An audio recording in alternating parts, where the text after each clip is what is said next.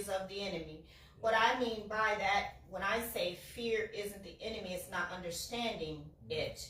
I mean it from a standpoint of, because there are some things that you should be fearful of. You should be fearful of a burning building. You should be fearful of sticking a hanger inside of a socket, right?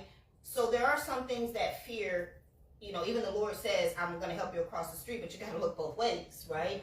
So there are some things that fear revolves around, and that's what I mean by understanding it. That fear is not the enemy, it's when we don't understand it. So I'm saying the same thing you're saying from a secular standpoint of view, but we both are saying fear will destroy whatever your goals are in life. Fear will take over you if you allow it. Fear is to stop you. Right. So we are saying the same thing when it comes to the definition of fear over faith. Yeah. And I like how you stated that, when it comes to fear, you have to understand its purpose. And I truly believe that wholeheartedly. I also believe that once you understand fear, then it will take and lose the power to distort your perspective. Right. But again, it's not until you understand it. And what I mean by understanding it is getting in the Word, like we talked about, understanding what God's purpose is for you, understanding that it was promised to us, as we repeatedly say, before we took the first breath. And His promise is not going to go dormant. It's just a matter of when it's fulfilled. And that is on us. Yes, that's interesting you say that, because when we think about fear, we think about how we're going to deal with fear. Mm-hmm. We think about us. Mm-hmm. Mm-hmm. But we think about faith, we think about God. Exactly. And what God has given us to deal with fear. So the reason why the enemy wants you to deal with fear and operate in fear, because you're going to be thinking about yourself and your limitations, what you can do. But when you operate in faith, you're not thinking about yourself. You're thinking about God and what God is capable of doing. So that's the difference. That's why you're fearful, because you know, I can't do it. But when we operate in faith, we know it's not about me doing it. It's about God doing it through me. Exactly. So how fear challenges our faith from a secular set of lenses. Mm-hmm. Obviously we know faith is God. We know that, right? Mm-hmm. But it's also you trusting yourself, the timing, and the path that you're on, right? Mm-hmm. And if you allow it, fear's purpose is to interrupt those things. Yes. Fear's purpose is to make us question what we deep down inside already know, right? And fear's purpose is to cause us to doubt progress. And then sometimes it even causes us to doubt our worthiness. Mm-hmm. All of those things takes and places us in positions to where we can't grow, whether that's growth from a faith standpoint of view, or whether that's growth from a career standpoint of view, or even from a household standpoint of view. And so regardless of which one of those areas this may be relatable to you on, the common denominator amongst all of them is the word fear. And so what do I realize is, and that's, you have to be able to refrain from fear, which will then give you the ability to start to see things clearly again. And the reason I say again, because somebody will say, well, what do you mean again? Because again, before it was taught to us, we had no fear. Going back to that baby, just moving around with no care in the world. Even sometimes, I don't know if you, but you're a parent like me. I can remember when my children were at a certain age in life, they had no fear. They do ride this bicycle, because I raised boys. They're men now, thank God. But they had no fear. They do these wheelies and tricks on the skateboard and bicycles, and you'd be like, oh my gosh, that was me inflicting my fear on them, but they had no fear in the world. And so and that's what I mean by you get a chance to start to see things clearly again. And the problem is, you have to sit back and you have to ask yourself, one of the things that you heard me do, and I don't know if you physically heard me, but I know internally I say, yes. And when I stand up before a crowd, every now and again, notice how I emphasize that, every now and again, I will get nervous. Yeah, nervous. That's still a formality of fear. But nervous nervous is not really fear. Nerves is just you don't know exactly how something's going to turn out. You just key word you said, not really though. And where I was going with it is you're right. It's a formality of it. Yeah. It's on the cusp of it. If you allow it to linger, what do you think it's going to turn into?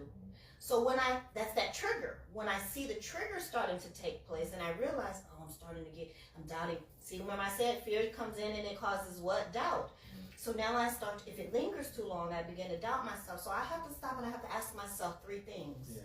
First one is it fear or is it fact? Yes. Is it fear or is it fact?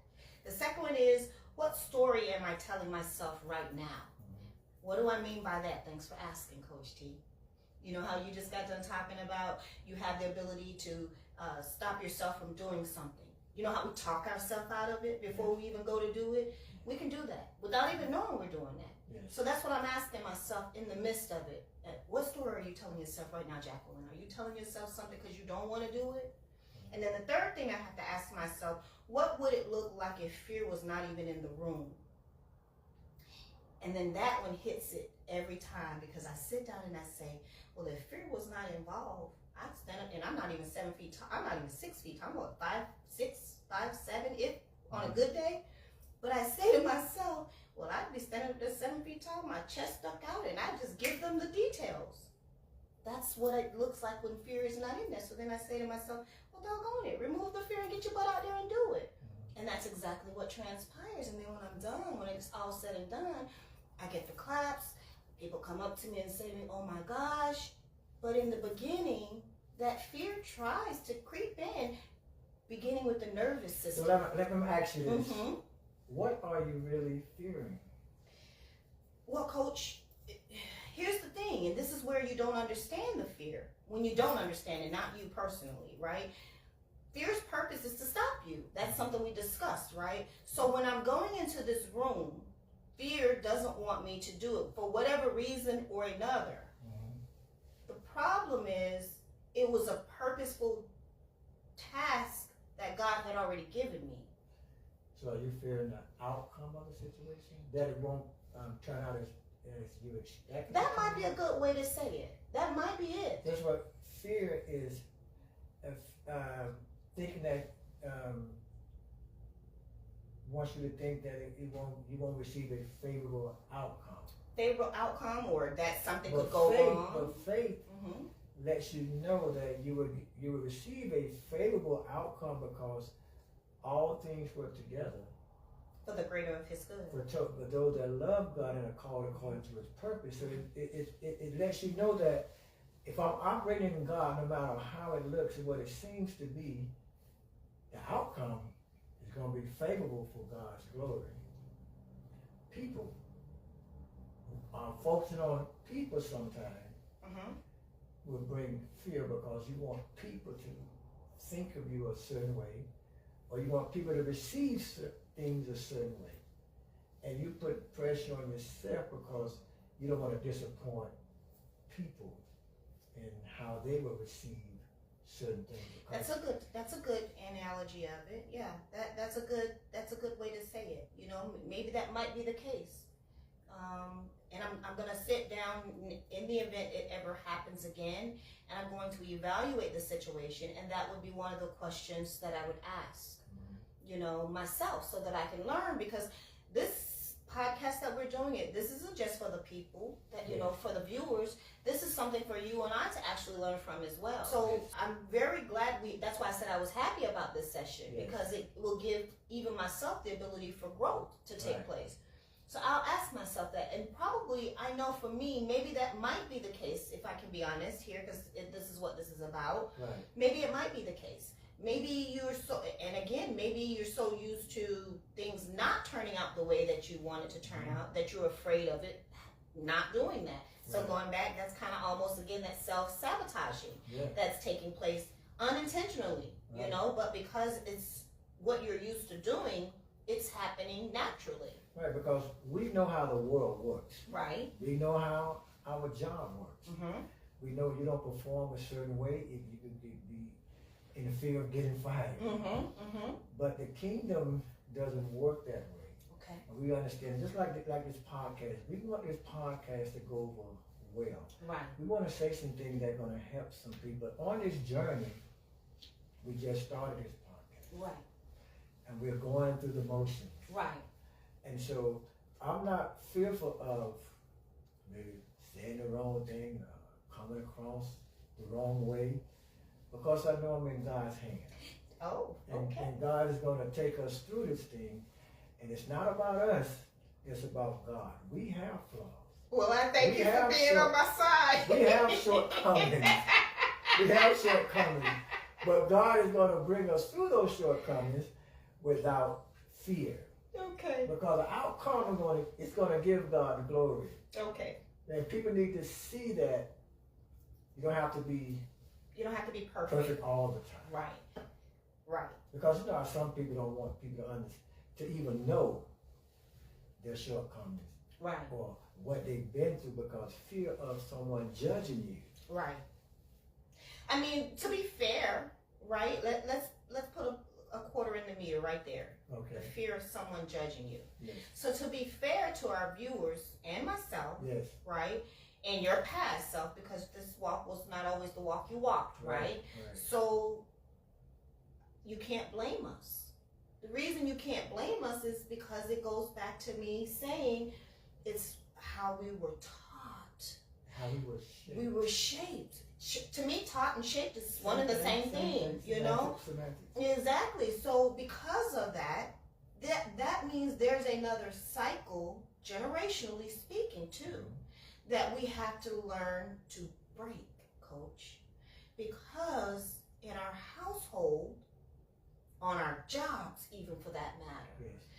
it's taught to us. You spoke on something about being afraid that it may not go the way the job wants it to go. In reality wise, if it doesn't go the way the job wants it to go, the job will let you go. Right. So we provide that fear factor from within. Someone asked me one time, as me being a managing broker, someone said to me, how do you lead? Do you lead with fear or do you lead with respect? My answer was, I lead with respect. Their eyebrow raised, and I stopped them and I said, well, what was that look for? And they said, you don't want your agents to fear you? And I said, absolutely not. And they said, why? I said, because when they fear me, they're only going to do something correctly as long as my peripheral vision is good enough. Yes. But if they respect me, I could be in a whole other country for that matter. And they will do the job accordingly and then some. And they stopped and they said, I never thought of it from that perspective. Right. And so for me, going back, unfortunately, I said all of that to say this. Some jobs lead with fear. Right. So even though you are faith-based, even though God is the head of someone's household, the head of their life, the fact that they are, we know who Jesus is, we know he died for our sins, the flesh still forgets from time to time that the same way you found that job, you can find another one. Right. And because we forget that, we do go clock in at 9 o'clock in the morning, and when the boss says jump, we say how high. Right. On that note, I discovered something about jobs that changed my perspective. It's not a job for me, it's an assignment. And so when I go on that assignment, I know that God has sent me there for that assignment. And so no matter what, if God sent me there for the assignment, when the assignment is over, I'm leaving anyway. And so when God has sent me there, no matter what people say on the job or what they want to do to me on the job, within my assignment, walking by faith, I have no fear. Because as long as I'm trusting God and walking in faith, I'm going to get the outcome that he wants on the job. So I'm not concerned about even getting fired because he placed me there. As long as I'm obedient and walking in him, he's going to get what he wants to out of that assignment. When that assignment is over, I'm headed to another assignment. There we go. So we have to get to that level of it because not all of us are there yet. Right. It is a work in progress. It is a work in construction, site as far as the flesh goes. This was such a good topic we went over. But we didn't realize this. So this may be something we may have to come back and revisit down the line, because this is really, really good. The bottom line, I'm going to close out with this and then allow you to give your closing. And my closing is, clarity begins when fear ends. And so when you see fear for what it is, everything changes. Yes. What's your closeout you want to give to the people? Well, to our viewers. I'll finish on this. We talking about reshaping in faith, because too many of us were shaped in fear, and so the process we got to go through is be reshaped in faith, so we can experience favorable outcomes, because we trust in God and know that all things are going to work out for our good. Absolutely. Coach T, the truth about how fear shapes your perspective was a really, really good topic. So many things we didn't even get a chance to touch on, but time is of the essence. But again, round 2, episode 2, another fulfilling podcast, educational, from both point of views on one platform. I'm still gonna say this, I'm glad that it is me in this chair. I'm glad that I have you to the right of me, and I'm glad that we have a platform that we can come before you and share the amazing information that we've been able to do thus far. That said, we are One Truth Podcast. Are you gonna do it? She's Jacqueline C. And he is Coach T. And we are One Truth Podcast, where every story has one truth. And one truth is all you need. Until next time, we say thank you very, very much, and we'll see you on the flip side. Good session, Coach.